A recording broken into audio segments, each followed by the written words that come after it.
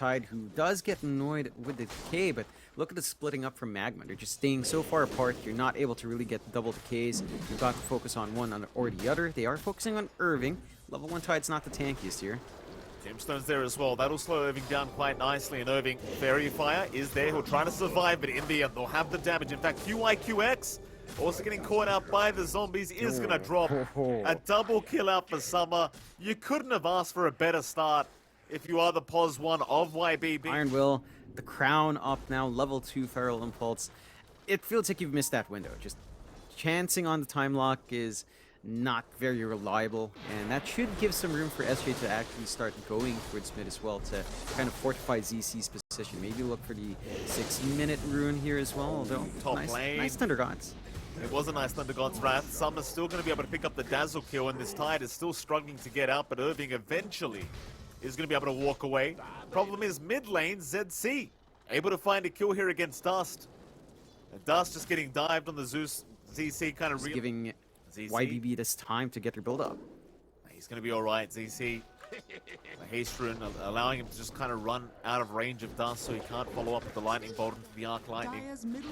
Bottom lane, Mercy going to try and move in onto SJ. There's the wolf form. Beyond, he does pop it. He should at least find a trade for himself, and does do so. In fact, now the chase is on for Irving. He's got the Helm of the Dominator up, so the bonus damage is there, but Irving... Tide's forced to show up, but you're trying to shift out Baye up top to kind of just find some farm. You've got a lot of heroes down mid here.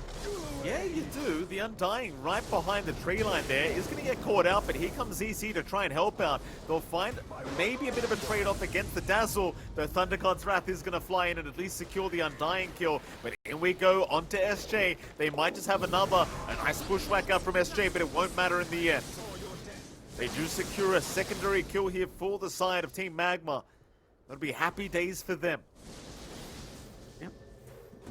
They find a support trade in the end, although they are starting to find a little bit more from those pickoffs.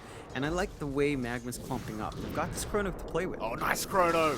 Very nice Chrono out from the Void, catching the Batrider. That'll be ZC and the Undying to drop. They will both go down, no problem. Really nice Chrono out from our Void.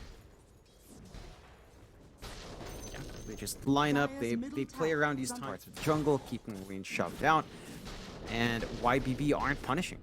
And then they're just allowing this farm war, which maybe they're more confident in the troll, but they've got a lot of concerns about catching Baye later on. Like they have to find a way to stop that Void, to stop the Ravage.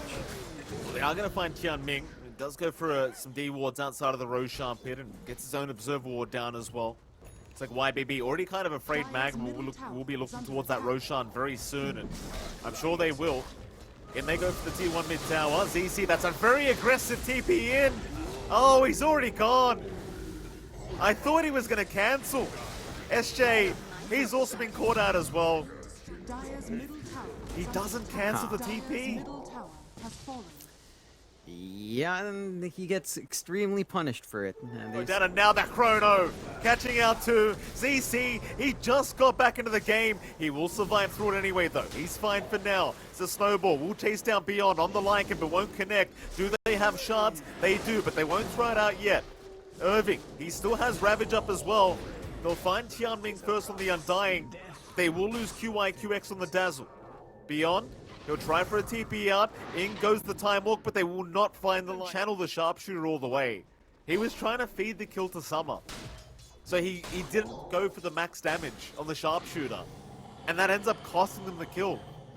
I guess at this stage of the game, considering the state the game's in, John, you can't really... In fact, hold that thought, because Dust bot lane is going to go down, so they find something. But my point is, considering the state of the game, you can't really afford to decide who gets the kill.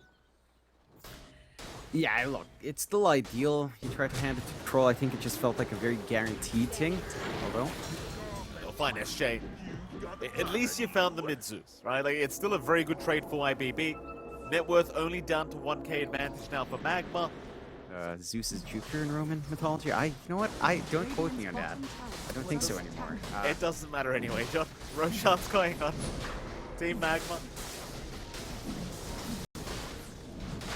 taking it down rather fast. They are going to send the Ancient Dominated creep over. Meanwhile, already losing SJ on the Hoodwink thanks to this task as they do jump in onto Beyond. He'll make a run with the Wolf form. Meanwhile, Summer from the backside trying to go onto Irving, but he's dropped to half HP already.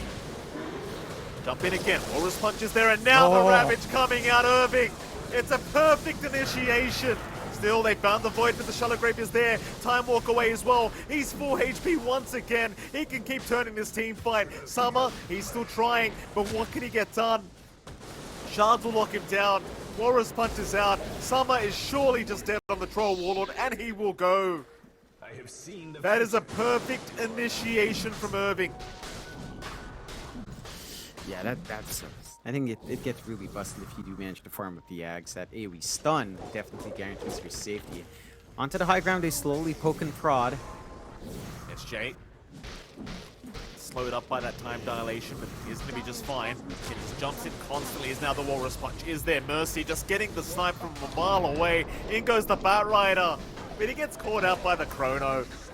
No chance for ZC to catch anyone. They still have Ravage as well, if they need it. And guess what, John? They don't. In fact, maybe they do now. Root is there on Irving. Walrus Punch out through the BKB onto Summer. Summer trying to fight back, but is only attacking Illusions right now. The Battle Trance is going to wear off. They don't even need the Ravage yet, but there it is. Flying out onto 2 targets. They found SJ once again. That'll be a dieback, and that should be GG to be called. Team MagMa, they are way too far ahead in this game, number 1. They'll go for it. They're going to force the fight anyway. No Ravage up, no Chrono up. They need 5 seconds for that Chrono, though. It could be pretty poor timing. ZC, he'll jump in. There's your lasso out. They've caught the tusk, but there's your Chrono. They found 2 of them straight off the bat onto the Batrider. Look at that stun out from Irving, catching out 3 with the mini Ravage. Summer, he's still trying to man-fight this one up. The Snowball is there, wasting the BKB of the Troll Warlord. Now they can jump right back in. Irving's got the Ravage back up. It's not looking good for YBB. Summer getting trapped up by the shards of the Tusk once again as he does pop the Battle Trance, but it just doesn't matter. None of it matters here for YBB. They call it. They have had enough. And Team MagMa, I don't want to say it was a convincing Game 1 victory, but it sure seemed like it after that halfway mark. Yeah, I mean, MagMa were more than satisfied to play that farming game, and even then they weren't necessarily the more passive team. It felt like YBB was a team that just kind of held back, didn't really